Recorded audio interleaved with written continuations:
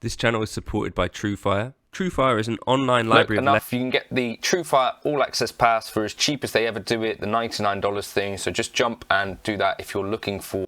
A year ago, I bought this PRS Silver Sky. This is a core model that I found used, or my buddy found it used, Jake, and it's a nitro body on these, right, but this has a little bit of a, in terms of flaws around the finish, like there's a pretty big crack through there. It's a bit strange anyway, so that I think is part of the reason it was quite cheap. However, I think it's about the favourite guitar that I've bought in quite a while. We're talking maybe a couple of years. I'm trying to think of something out there that I bought more recently that I like as much as this. And there's not been like a single day of regret. I found one thing on the guitar that I would like to change, and maybe I should just change it. But we'll talk about that, getting into it. And I think Rhett Scholl put it in his video where he's kind of asking who's making the best Stratocaster in America at the moment. I'm not sure that it's PRS, but I think they're close, is kind of my answer to that.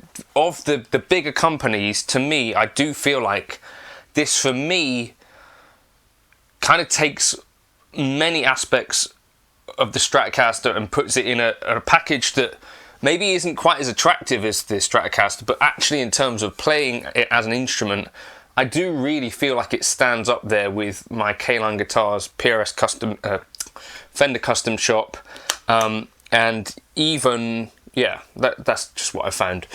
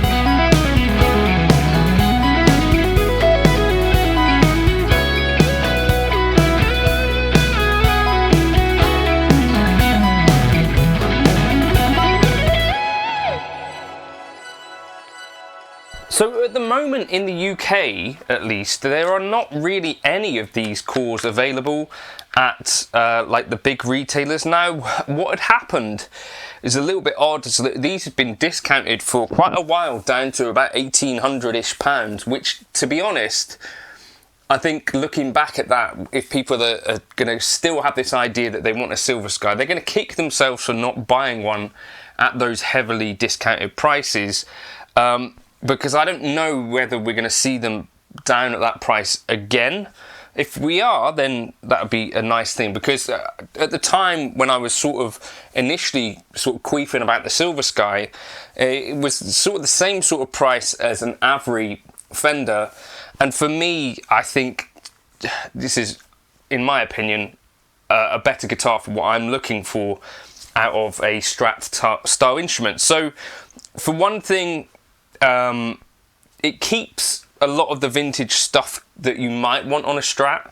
And for some of you guys, you're going to think, well, why on earth would you want any of those things? Well, I think it is mostly the case that the key things about this guitar that they get right are the things that they were doing at Fender, you know, in the 60s. So this is supposedly based around something like a 63, 64, like between those two things, specs that John Mayer and Paul agreed on between those periods.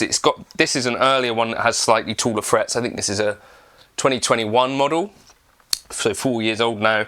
Really nice rosewood fretboard, but it's got a vintage radius, which might put quite a lot of people off. Other things that is 6-point trem. I think the screws go all the way through the body, right? So you've got as much sort of resonance from there as possible. Fairly low output pickups.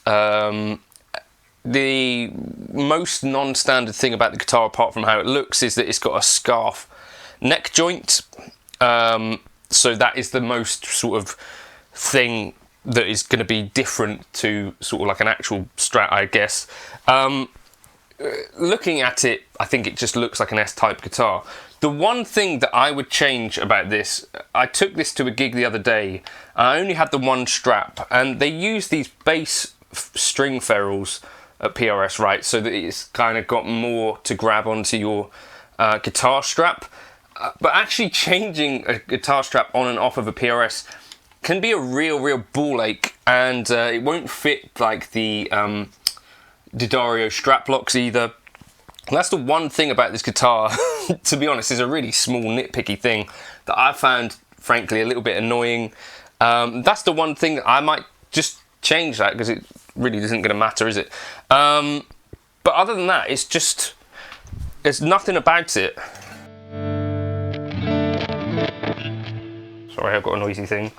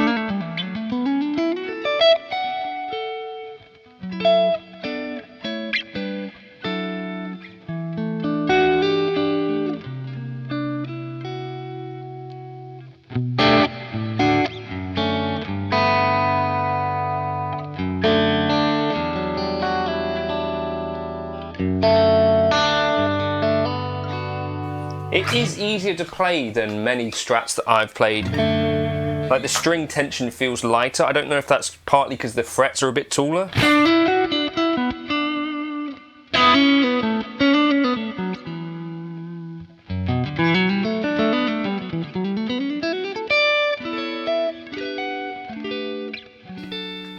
It's like 7 pounds and 2 ounces, so it's spanky when you want it to be.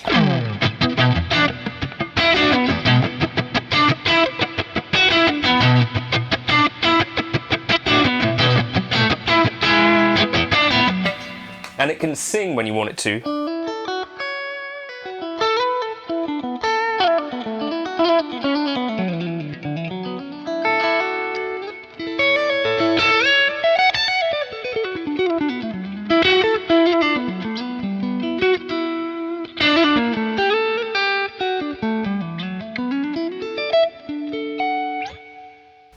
Yeah, so I think if I had to be totally honest with you, is it the best American-made Stratocaster?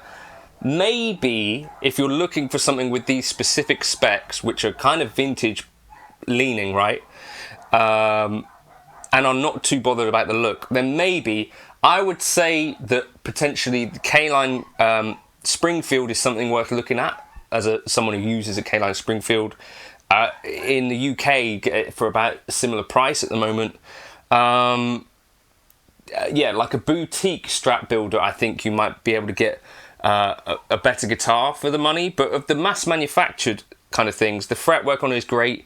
Everything about the guitar to me works fantastically well, and I would tell you if there was anything I didn't like. You know, there's that finishing flaw and there's these annoying strap buttons, but other than that, it's a great guitar, and I'd be quite interested to try another one. I've played 2 of the core models and they're just fantastic, and quite a lot better than the SE models that I played. Anyway, so that's that.